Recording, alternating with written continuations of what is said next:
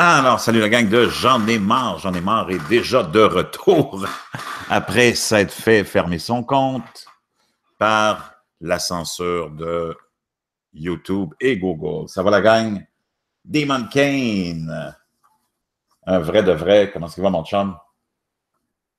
Michel Régimbal, Franck Roy. Ouais, les Clinton sont accueillis en roi parce que d'abord et premièrement, complices avec nos gouvernements, les Clinton, depuis longtemps, spécialement avec le gouvernement de Justin Trudeau, qui a donné 242 millions à la Fondation Clinton, ce que les gens ne savent pas, et dont 20 millions sont spécifiquement réservés pour la promotion et l'agenda des transgenres. Donc, mais il y a 242 millions de dollars qui ont été donnés. Mais ce que les gens confondent, parce que les gens sont des illettrés, des imbéciles, des ignorants, il y a 20 millions de ces 242 millions-là qui apparemment sont réservés seulement pour ce sujet, ce combat. Comprenez-vous? Donc, il faut faire la part des choses. Il faut savoir de quoi on parle. Ce n'est pas 20 millions qui a été donné par le gouvernement canadien de Justin Trudeau, c'est 242 millions, dont 20 millions pour cette idée saugrenue dont on ne sait pas trop quel agenda, en tout cas. Pas trop clair.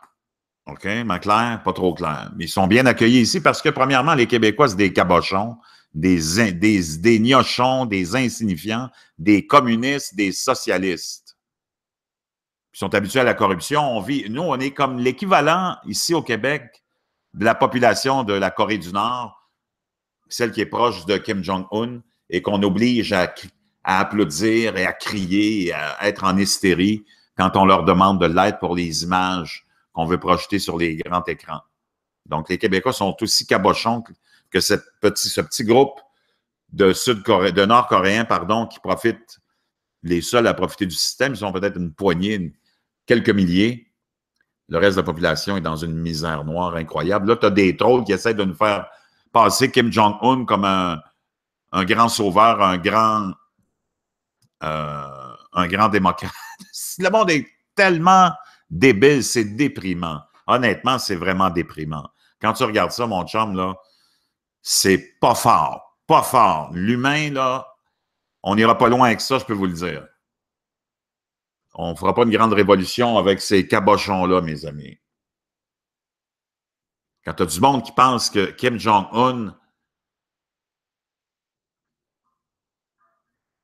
est un grand défenseur des droits et libertés de son peuple, franchement, pas fort.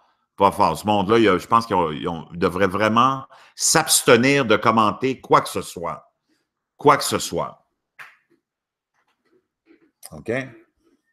Salut la gang. Carole, Coco, comment ça va? Frank Roy, merci, merci. Un divan rouge sur le BS. Comment est-ce qu'il va? Il est devenu un grand défenseur, le divan rouge sur le BS, devenu un grand défenseur de Kim Jong-un. M'a t'envoyé là, moi, le BS sur le divan rouge sur le BS pendant une semaine. Je pense que tu vas te refaire une idée. Jim Bound. Bound. Jim Bound. Ouais, ben oui, on n'arrête pas là, man. On va les emmerder un petit peu. Ils nous censurent. Qu'est-ce que tu veux que je te dise, Carole? Surtout, moi, j'ai les 3 vidéos qui ont été strikées, sur lesquelles ils ont mis une prise pour leur pour ce qu'ils appellent leur community guideline. Ces 3 vidéos qui ont été flaguées, c'était 3 vidéos qui parlaient de l'islam, naturellement. Tu ne peux pas toucher à l'islam. Tu peux rire des grosses, tu peux rire des gros, des laids, des laides, des catholiques, des chrétiens. Tu peux rire des juifs, tu peux rire de tout le monde, mais tu ne peux pas toucher à l'islam ni à Mohammed. On a vu ce qui est arrivé il y a quelques années au bureau de Charlie Hebdo, la revue humoristique. Ils sont rentrés là-dedans, ils les ont tous tués parce qu'ils avaient osé faire quelques caricatures sur Mohammed. Donc, tous les journalistes se sont mis la queue entre les 2 jambes dans le monde entier, au Québec en particulier. Tout le monde avait peur maintenant de parler de l'islam comme à découvert et de l'exposer comme étant un programme politique fasciste. Donc, ils ont tous mis leurs plumes dans leur petite poche arrière, puis ils ont arrêté Et les gouvernements s'en sont mêlés. Ils attendaient juste ça, eux autres, pour avoir le petit drapeau rouge, comme quoi on voyait, il ne faut pas parler contre l'islam. C'est haram, c'est péché. Je veux dire n'importe quoi contre n'importe qui, mais touchez pas à Mohammed. Donc, moi, j'ai été banni sur... moi, ben, c'est ça que je fais, Frank. J'envoie beaucoup de mes vidéos sur l'islam sont publiées maintenant sur Patreon. Mais moi, c'est pas que je... Moi, j'incite absolument à aucune violence. Je fais juste décrire, parce que moi, je le connais, le Coran, je l'ai lu des centaines de fois. J'ai été marié avec une Marocaine. J'ai vécu au Maroc. J'ai plein d'amis musulmans. Donc, moi, je fais juste exposer ce qu'on voit de l'intérieur, ce que vous verrez jamais dans les médias, ce qu'on vous dévoilera jamais. Moi, je vous dis comment ils pensent, ces gens-là. Qu'est-ce qu'ils pensent de vous autres? Parce que moi, je les ai entendus. C'est pas joli, OK? C'est pas joli. Quand tu vois... Moi, j'ai connu les premières immigrations maghrébines dans les années 80, quand je suis parti en France, puis je suis revenu ici. J'avais rencontré la Marocaine à Paris. Et il y avait les premières vagues d'immigration maghrébine qui provenaient du Maroc, de l'Algérie, Tunisie, des gens qui quittaient ces pays nataux, leur pays natal, parce que c'était devenu insupportable. Déjà, à l'époque, il n'y avait même pas l'intégrisme vraiment répandu. Moi, je me rappelle, ben, dans les grandes villes, c'était quand même assez ouvert. Tu allais dans les villages, c'est sûr que tu avais des femmes voilées, des barbus, c'était plein, là. Mais dans les grandes villes, le monde vivait d'une façon quand même moderne. La femme n'était pas voilée pour la plupart. Les hommes n'étaient pas barbus. Mais on sentait qu'il y a un changement qui s'en venait, que l'islam était en train de s'installer puis de s'imposer même dans ces pays maghrébins. Donc, ces gens-là ont fui parce que ça devenait invivable d'être au Maroc si tu voulais vivre une vie normale, tout en étant croyant, mais en n'étant pas barbu puis en n'étant pas voilé, puis en voulant prendre une petite bière puis un verre de rouge. Tu peux pas au Maroc, c'est proscrit. C'est interdit l'alcool. Tu peux pas aller dans un café prendre une bière, il n'y en a pas, c'est interdit. Il faut que tu boives en cachette, puis si tu te fais attraper, ça peut mal finir. C'est une prison qui s'appelle, entre autres, Tazmamart, dans le désert. Moi, là. Je peux te dire une chose, c'est pas là où tu vas aller passer la fin de semaine, OK? Donc, on a eu les premières vagues d'immigration maghrébine, c'était du monde ouvert, c'était du monde qui arrivait, qui quittait le Maroc parce qu'il voulait vivre une vie libre, libre de prendre une bière, libre de fumer un joint, libre de prendre un verre de rouge, libre d'être avec sa femme, puis avoir des fêtes, faire des fêtes, puis s'amuser, sans avoir le clergé sur le cul. Donc, les premières vagues d'immigration des années 80, c'était du monde qui se sont adaptés. Moi, j'en ai eu plein d'amis à l'époque, quand je suis revenu de Paris en 88 avec la Marocaine. On a naturellement fréquenté plein de Marocains. C'était tout du monde ouvert d'esprit, pas barbu, pas voilé, prenait de l'alcool, fréquentait les Québécois. Il y a eu les premières guerres du Golfe. Il y a eu un changement, un switch qui s'est fait. Les populations locales là-bas se sont vues attaquées par l'idéologie gouvernement mondial qui s'installait, les Bush et compagnie qui voulaient aller contrôler ces territoires-là, suite à l'invasion de Saddam Hussein et du Koweït, on s'en rappellera. On a voulu se mettre le nez là-dedans, donc on a créé le bordel là-bas. Eux autres, ils ont eu un sentiment de haine qui s'est naturellement développé. Puis un sentiment de haine comme ça, additionné à la misère de ces pays-là, la misère physique, ben, qu'est-ce que tu fais quand tu es dans la misère puis tu as un sentiment d'attaque, ben, tu te recroupes, tu te refermes sur toi-même. Te refermer sur toi-même, c'est d'aller vers ce qui va te sécuriser le plus. Puis eux autres, ben, c'était la religion, les imams qui les pompaient, qui les prenaient en charge, qui leur donnaient un petit peu d'argent au Maroc, en Algérie, en Tunisie, comme ils font en Palestine. C'est toutes les donations, c'est contrôlé par les religieux, qui après ça distribuent l'argent, donc en même temps font une promotion de leur idéologie. Et naturellement, si quelqu'un te prend en charge puis te nourrit, ben tu es plus enclin à embarquer dans le groupe, tu comprends? Donc, c'est comme ça que ça s'est répandu. Suite aux premières guerres du Golfe, le sentiment de haine s'est développé envers l'Occident. Puis, c'est là où on a vu des mouvements de, comment dire, des mouvements le mouvement intégriste renaître et faire surface.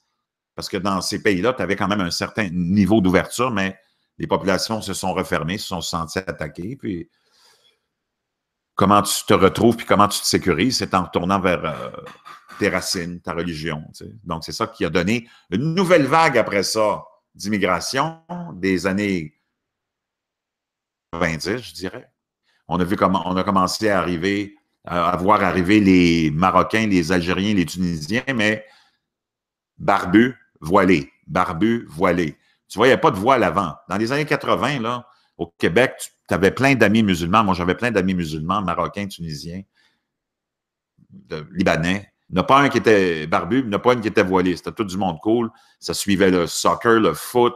On prenait de la bière, on regardait les matchs de la Coupe du Monde. C'était même pas populaire à l'époque, dans les années 80. Les Québécois et moyens, ils ne regardaient pas ça encore. Puis on avait du plaisir, c'était ouvert.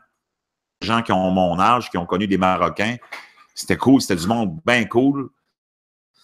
Mais on a vu ces gens-là, ben maintenant, ils sont plus âgés, donc ils sont... de l'immigration s'est fait, puis là, on a vu arriver les barbus et les voilés. Ces gens-là, naturellement, ils ne se mélangent pas, on est des mécréants pour eux autres. Donc, eux autres, ils ne vont jamais lien avec les mécréants chrétiens. Ils vont rester dans leur coin, vont s'isoler, vont aller à au petit centre communautaire qui est aussi une mosquée, puis ils vont se tenir entre eux. Vous allez les voir quand si vous avez des voisins, moi j'en ai, ceux qui rentrent chez eux, mon chum, c'est juste des barbus et des voilés. Ils ne se mélangeront pas avec les autres Marocains qui ne sont pas voilés puis pas barbus. Qui sont des intégristes. Quand tu veux reconnaître un intégriste, c'est pas, prends pas la tête à Papineau, là. Un intégriste barbu, le mari est barbu et la femme est voilée. Quand tu vois ça devant toi, là, tu sais que tu as affaire à des intégristes, puis quand ils te regardent, eux autres, dans la tête, ils ont juste comme image, tu es un mécréant. Tu bois de l'alcool, ta femme, c'est une pute, puis tu manges du porc, entre autres, puis ainsi de suite, puis tu vas finir en enfer. C'est comme ça. Moi, je le sais, je les connais, j'en ai plein. Je les ai comme amis. On parle. C'est ça la vérité. Ceux qui vous disent le contraire, c'est des menteurs. Ils sont en train de vous remplir comme des dindons. On vous bourre le crâne, on vous bourre le gorgoton avec des mensonges. Un barbu, quand il est avec un barbu, puis une voilée, ça, c'est des intégristes. Pas dit des extrémistes, pas pareil. Intégristes. Ça veut dire que celui qui suit le Coran à la lettre, c'est un intégriste. Celui qui se dit musulman, puis qui fait son ramadan, puis ça s'arrête là, ça c'est un musulman, comme nous autres, un catholique, un chrétien, va célébrer Noël, célébrer Pâques, mais rien de plus sérieux que ça.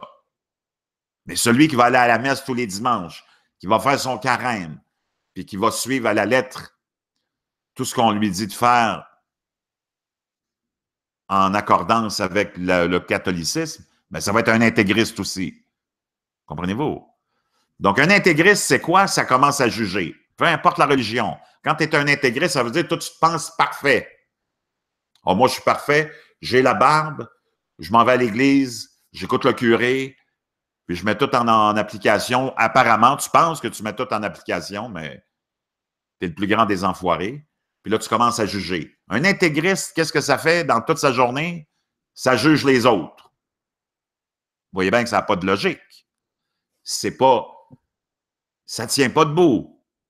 Donc, les intégristes, peu importe leur religion, les juifs, les chrétiens, les musulmans, peu importe leur religion, quand tu deviens un intégriste, tu deviens déjà un scélérat, c'est toi le cancer de ta religion, mon chum.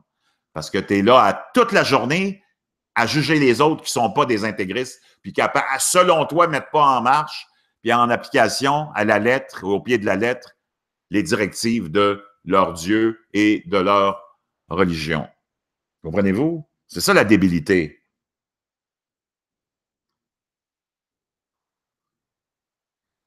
Donc,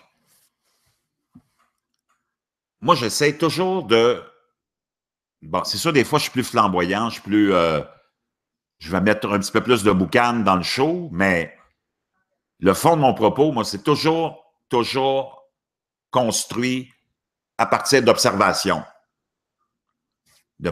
personnelles de plusieurs dizaines d'années de monde. Moi, j'ai observé le monde toute ma vie. J'ai analysé le monde toute ma vie pour le comprendre. Pas facile.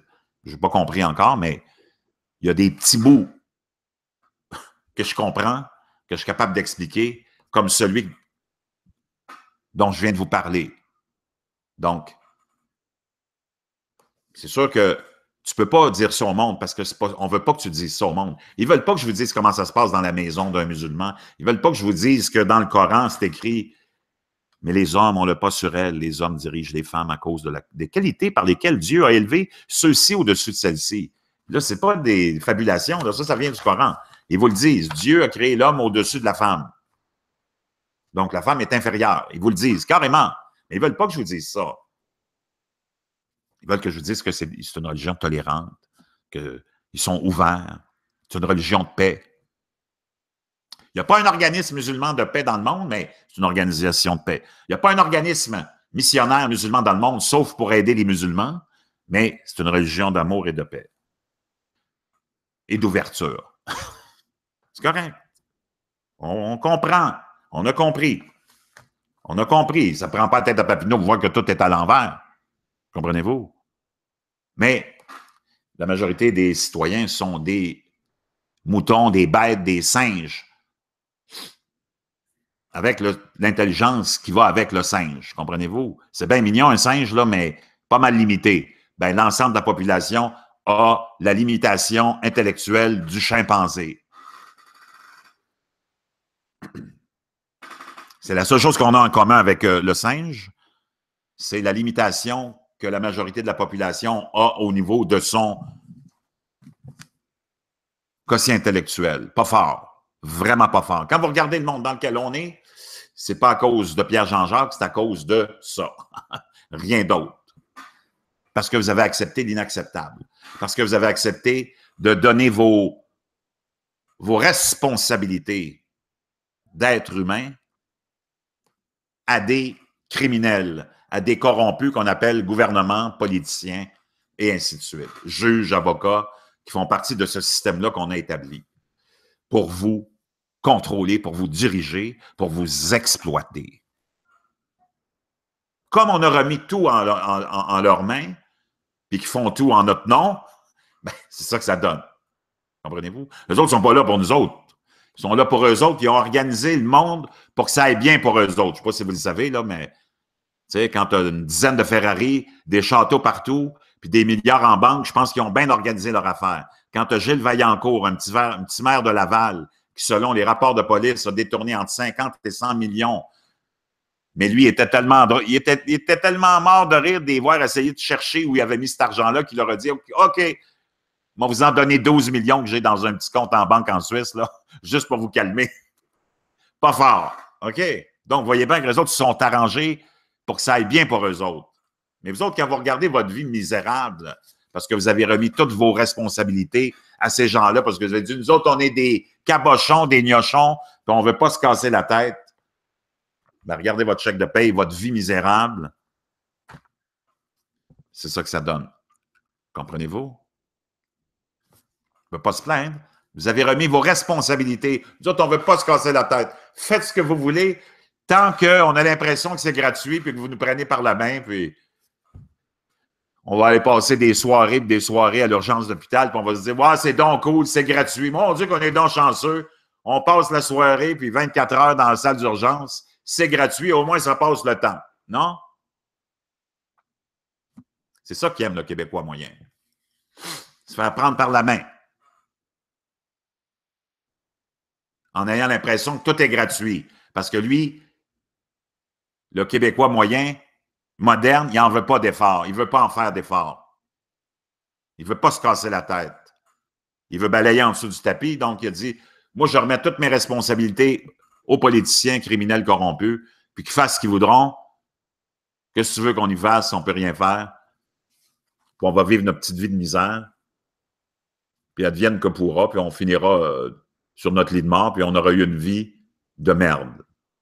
C'est ça, dans le fond. Vous ne voulez pas l'admettre, mais c'est ça. C'est ce qui arrive quand le citoyen ne veut pas prendre ses responsabilités, veut affronter aucun problème, ne veut pas se casser la tête. C'est ça que ça donne. Ça donne des plats congelés qu'on met dans le micro-ondes. Ça donne une société accro à son nombril avec son petit téléphone portable. Ils sont toujours dessus. Ils n'ont rien à se dire, mais ils sont dessus, mais ils ne savent même pas pourquoi. Parce qu'ils veulent ignorer toujours la réalité, leur misère, leur responsabilité face à un monde qui s'écroule. C'est juste ça, dans le fond. Puis ils ont réussi. Comme ils disent en anglais, « You're doomed ». Vous êtes fini. Fini, F-I-N-I. Puis eux autres sont morts de rire en haut. Ils vous ont eu de A à Z. L'humain moyen a été mis KO, anéanti, annihilé. Ouais, ça se peut que ça lag, Damon Kane. C'est bien possible.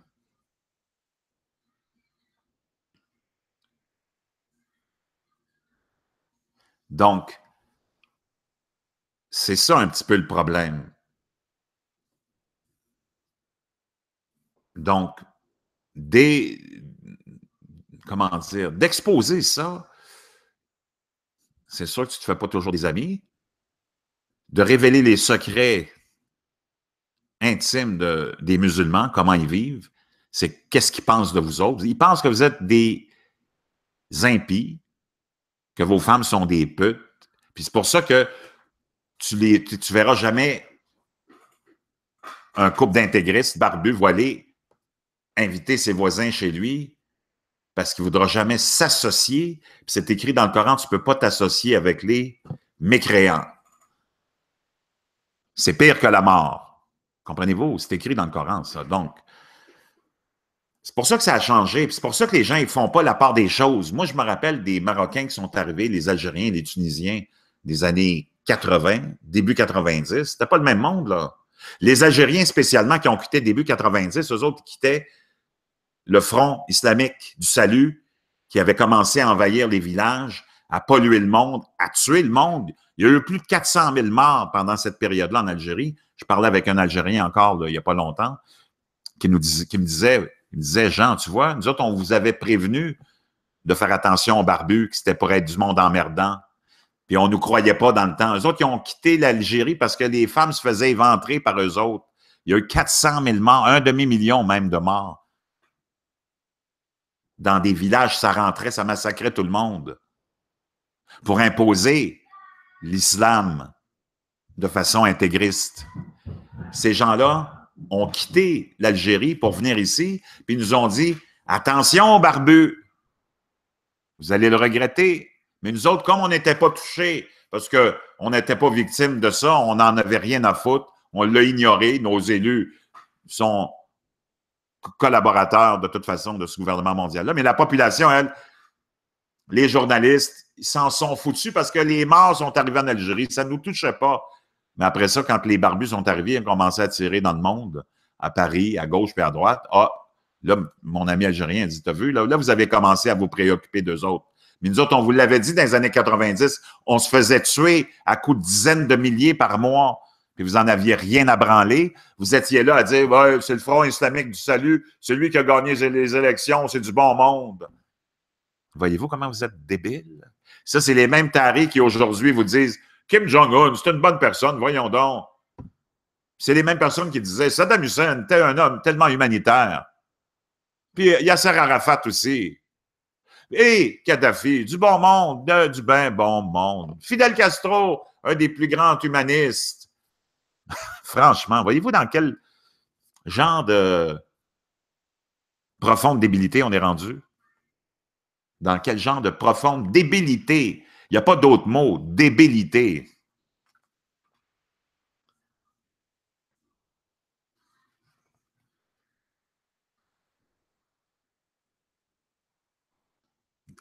C'est débile, débile. On est rendu vraiment à un niveau de débilité. Ils ont réussi à complètement anéantir le raisonnement de l'être humain. Ils ont vraiment réussi à le rendre complètement gaga. C'est comme ce week-end. Il y a une manifestation pacifique aux États-Unis de gens qui ne veulent pas qu'on enlève une statue d'un général. Tout allait bien. Il y a une gang de petits fascistes qui arrivent avec des bâtons, des bouts de bois, des battes de baseball, puis ils s'en viennent déranger ceux qui manifestaient calmement, en paix. Ils sont venus foutre le bordel parce qu'ils ont été payés pour aller foutre le bordel dans cette manifestation-là. Peu importe que vous ayez aimé le principe de la manifestation que les gens faisaient pour cette statue qui était là depuis toujours, que les autorités veulent enlever, ils étaient là de façon pacifique. Les autres sont arrivés, ils sont allés foutre le bordel. Ça a terminé, malheureusement, ça s'est terminé avec un mort. Mais si ces petits fascistes-là n'étaient pas allés se mettre le nez là, la journée se serait terminée calmement. Comprenez-vous? C'est comme ça partout maintenant. On monte le monde, on monte les populations les unes contre les autres. Les gens qui sont allés là manifester sont arrivés tout organisés en voiture, en autobus. Ce monde-là était organisé, payé par des gens comme George Soros qui veulent créer le chaos partout. Mais ils vont vous raconter ça d'une autre façon. Oh, les extrémistes. Oh, les suprémacistes. Non, c'est juste du monde qui ne voulait pas qu'on enlève une statue. Peu importe l'idée qui est derrière, ils étaient là, eux autres, calmement, pacifiquement, puis tu as une bande de fascistes qui sont arrivés, les profans, puis qui ont foutu le bordel là-dedans. Et les autorités, ça vient de sortir, je vous annonce un scoop, les autorités, ben, il y a des gens un avocat qui vient de se mettre là-dedans. Les autorités ont dit aux policiers, laissez faire, mêlez-vous pas de ça. Vous avez vu le résultat? Parce que ces autorités-là sont des autorités gauchistes, anti-Trump, ils ont voulu créer un bordel en laissant les petits pro-fascistes se mêler à l'autre groupe qui était là. Complètement hallucinant. Hallucinant.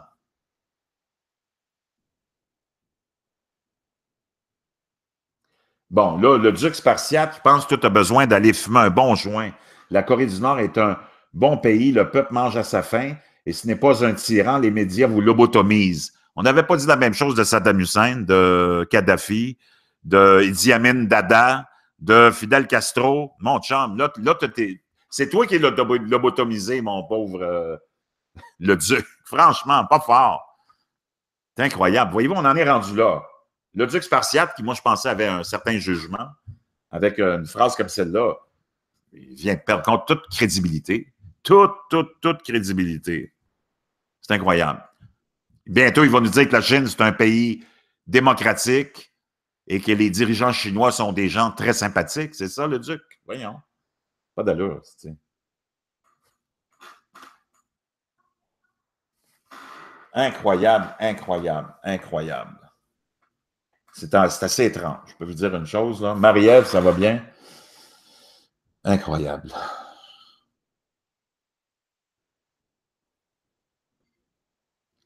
Incroyable. Bon, ceci étant dit,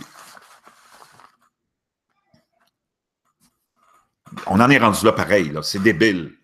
C'est rendu complètement hallucinant. Non, mais le duc, c'est pas que c'est parce que...